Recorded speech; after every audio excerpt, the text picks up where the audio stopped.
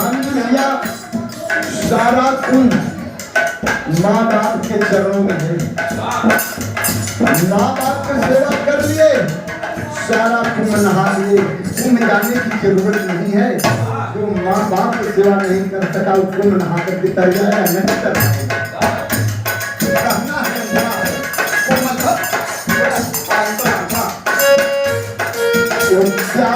चंद्र काला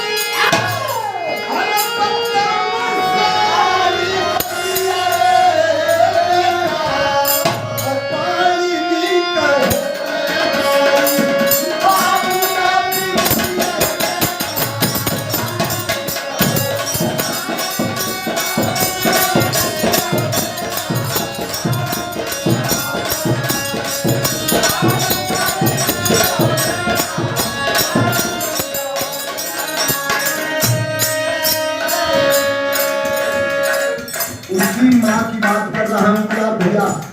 आज हमारे बीच में उपस्थित जोगर शरीर से चल के आए हुए स्टूडियो मालिक माननीय गुलाब यादव हमारे बीच उपस्थित हैं। हमारे राम जी भैया बड़ा प्रशंसा आप करते हैं, बल्कि मैंने मास्टर से बोला कि भैया इतना चला भिखारी में हो जाए बाहर में तारी। माँ कभी नहीं ये सोचती है कि मेरा बेटा गलत लाइन पे जाए। माँ हमेशा समझाती मेरे लाल मेरे जीवन का धार है लाल, मेरे जीवन की एक नौका है। आप चाहेगा लाल तो एक बीच मझधार से मेरे जीवन को पार कर देगा, और नहीं चाहेगा लाल तो बीच मझधार में हमको बोल देगा बेटा। आइए अंदर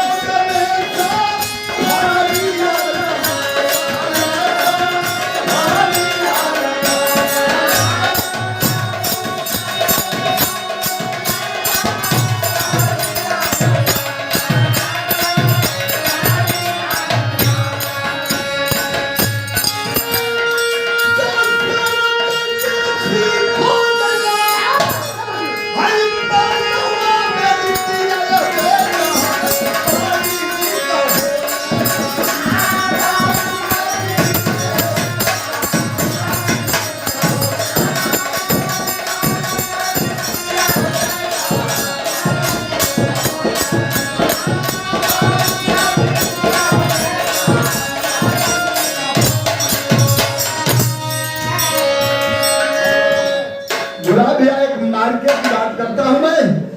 चंद्रकला उद्यान ऋषि श्रवण जैसा बेटा अपने कंधे पर लेकर के माँ बाप को ढो रहा था। बाण की बात मैं करता हूं।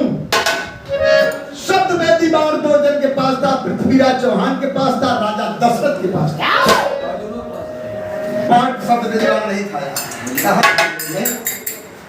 और दो जन के बाद था, पृथ्वीराज चौहान और राजा दशरथ के पास था। हमारे कहने के तात्पर्य है कि सप्तवेदी बाण का मतलब होता था आदरणीय पिताजी कि जहां से आवाज निकले बाण वहां जाकर के लगना चाहिए। कोई जरूरी था वह बाण जाकर के श्रवण के सीना में लग जाए, बहुत गलत काम है। चंद्रकला जो थी राजा दशरथ और स्नान करने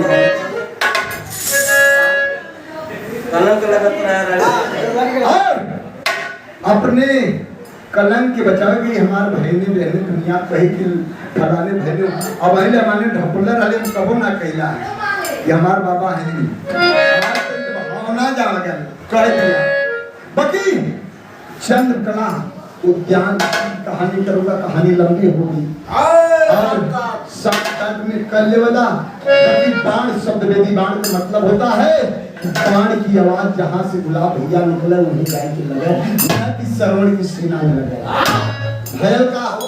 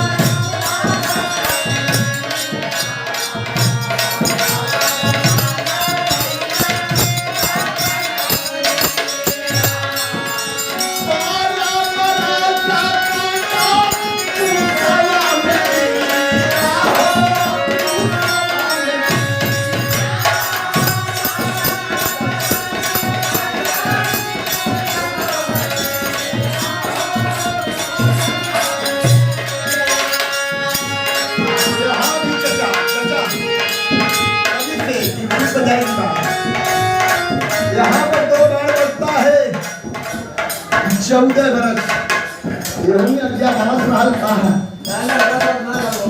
हम कहीं गेहूं में अज्ञावास रहल कहा कि 12 साल के बाद में लौट जावा तो फिर 2 साल का अज्ञावास हो जाएगा। 14 बरस राम और लक्ष्मण सीता प्रणबंध बताइए अपना ही रात लेने के लिए वनवास हो गया था। 12 भाई, भाई से बढ़कर नहीं मीत कोई, भाई से बढ़कर के दुश्मन न होगा। भरत शत्रुघ्न लक्ष्मण जैसा भाई पता कुछ नहीं कब विभीषण बनेगा। दुनिया में सब कुछ मिलेगा अब यारो, अनंत दुनिया में सब कुछ मिलेगा पर यारो, पर पीठ का कब भाई ना मिलेगा। और सबक तेरे हिस्से में लागी है लिखती, समय आएगी याद ये दिन करेगा। वनवास राम के भय रहना कि लक्ष्मण के भय मैं सीता के भय है बाकी भय का अब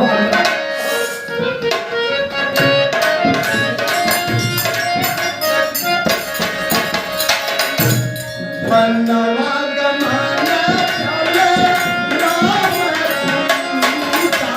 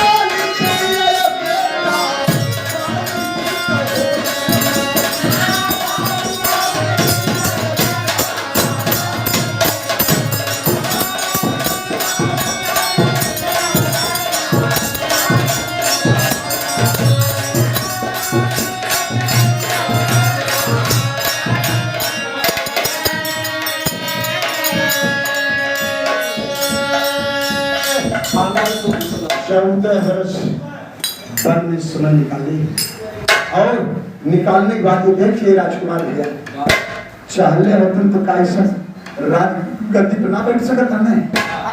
आज के लाख बनावा भाई कह देगा मन में आएगा कि क्या बनाया तुमने, तो पता दिल में रखा इस साला हम दोनों भाई मिलकर के बनाए और तरी से तू ज्यादा कमेला तो करा तो हर काबा भाई तो भाई बेटा हुए कहा था। हाँ, लड़का पहले कहे बाबू के हिस्सेदार हमें लगते भैया का हो गया पानी सो का दादा भी सके